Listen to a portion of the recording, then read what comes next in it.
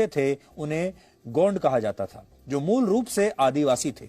इसलिए आप कह सकते हैं कि रानी कमलापति भारत की एक आदिवासी रानी थी। आपको जानकर हैरानी होगी कि 60 करोड़ साल पहले दुनिया में एक सुपर कॉन्टिनेंट यानी एक बहुत बड़ा महाद्वीप हुआ करता था जिसका नाम था गोंडवाना, जो उस समय पूरी पृथ्वी के 20% हिस्से के बराबर था। और आज का पूरा भारतीय उपमहाद्वीप दक्षिण America, Africa, Antarctica, Australia, New Zealand और अरेबियन पेनिनसुला इसी गोंडवाना लैंड का हिस्सा हुआ करते थे। लगभग 20 करोड़ वर्ष पहले पृथ्वी के नीचे मौजूद टेक्टोनिक प्लेटों के टकराने की वजह से गोंडवाना लैंड टूटना शुरू हुआ और इस दौरान ये सारे देश, महाद्वीप और उपमहाद्वीप अस्तित्व में आने लगे। और इस सुपर कॉन्टिनेंट का नाम गोंडवाना गोंड आदिवासी लोगों के नाम पर ही रखा गया था, जिनकी पहचान मध्य भारत से जुड़ी हुई है, ऐसा माना जाता है।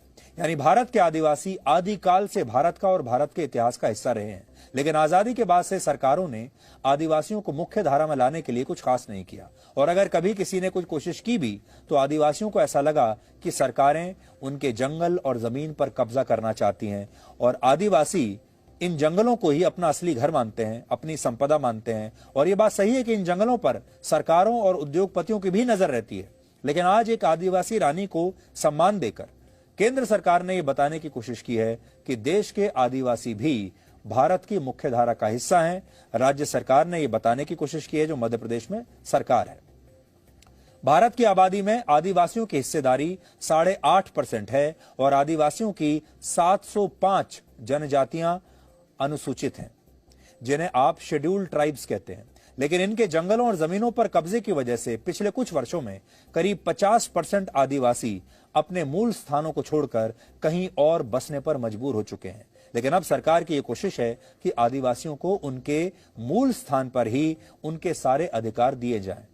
संयोग यह है कि वर्ष 1875 में आज ही के दिन भारत के महान आदिवासी स्वतंत्रता सेनानी बिरसा मुंडा का जन्म हुआ था, जिन्होंने अंग्रेजों के शासन के खिलाफ लंबी लड़ाई लड़ी। और 3 मार्च 1900 को अंग्रेजों ने बिरसा मुंडा को पकड़कर रांची की जेल में डाल दिया था, जहां कुछ महीने बाद सिर्फ 25 वर्ष की उम्र में उनकी मृत्यु हो गई।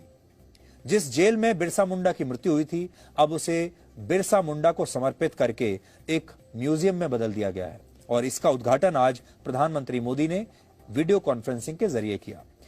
उन्होंने आज से उनकी जयंती पर जनजातीय गौरव दिवस मनाने की भी शुरुआत की है। आजादी के इस अमृत काल में देश ने तय किया है कि भारत की जनजातीय परंपराओं को, इसकी शौर्य गाथाओं को देश अब और भी भव्य पहचान देगा। इसी क्रम में ये ऐतिहासिक फैसला लिया गया है कि आज से हर वर्ष देश 15 नवंबर यानी भगवान बिरसा मुंडा के जन्म दिवस को जनजातीय गौरव दिवस के रूप में मनाएगा। आज इस महत्वपूर्ण अवसर पर देश का पहला जनजातीय स्वतंत्रता सेनानी म्यूजियम देशवासियों के लिए समर्पित हो रहा है।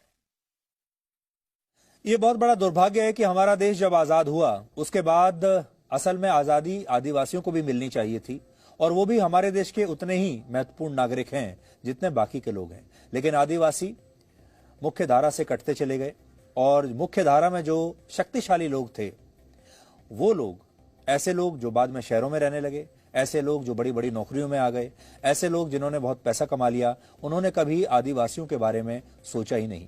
आदिवासी इन जंगलों को अपना घर मानने लगे, इन्हीं को अपनी संपदा मानने लगे और धीरे धीरे हमारे देश का जो शक्तिशाली वर्ग था वो उनकी नजर भी इन्हीं जंगलों पर पड़ गई। अब बड़ी बात यह है कि ये जंगल आखिर किसकी संपदा है? आदिवासियों की, जो सैकड़ों वर्षों से, हजारों वर्षों से यहां पर रह रहे हैं, जो जिनका घर यहां पर है, या उद्योगपतियों की जो वहां से पैसा कमाना चाहते हैं, या सरकारों की जो अब वहां सरकार है तो वो ये कहते हैं कि ये इलाका हमारा हुआ। तो ये इलाका है किसका? ये एक बहुत बड़ा विषय है और इसीलिए हमारे देश के जो आदिवासी हैं वो परेशान रहे, वो दुखी रहे और आज भी बहुत अलग अलग तरह के जो विरोध प्रदर्शन होते हैं, जो अलग अलग तरह के मूवमेंट्स चल रहे हैं, उसका एक बहुत बड़ा कारण ये भी है कि आदिवासियों को कभी हमारे देश में न्याय नहीं मिला। लेकिन अब हम उम्मीद करते हैं कि आदिवासियों को न्याय मिलेगा और साथ ही जिस तरीके से हबीबगंज स्टेशन का नाम बदला गया है उससे ये भी समझ में आएगा भारत के लोगों को कि इतिहास में जो चीजें आपको सही तरीके से नहीं पढ़ाई गई और वो हिस्सा हमारे देश में अलग अलग स्थानों के नाम में भी निहित है, उन सब चीजों को, उन गलतियों को अब सुधारा जा रहा है, अब उन्हें ठीक किया जा रहा है। और इतिहास में जिन लोगों को सम्मान मिलना चाहिए था, इतिहास में जिन लोगों को हमें वाकई में असल में याद करना चाहिए था, अब उन लोगों के बारे में आपको फिर से बताया जा रहा है और इसीलिए इन जगहों के नाम भी बदले गए हैं। Presenting B News app available on Google Play and App Store. Download it now.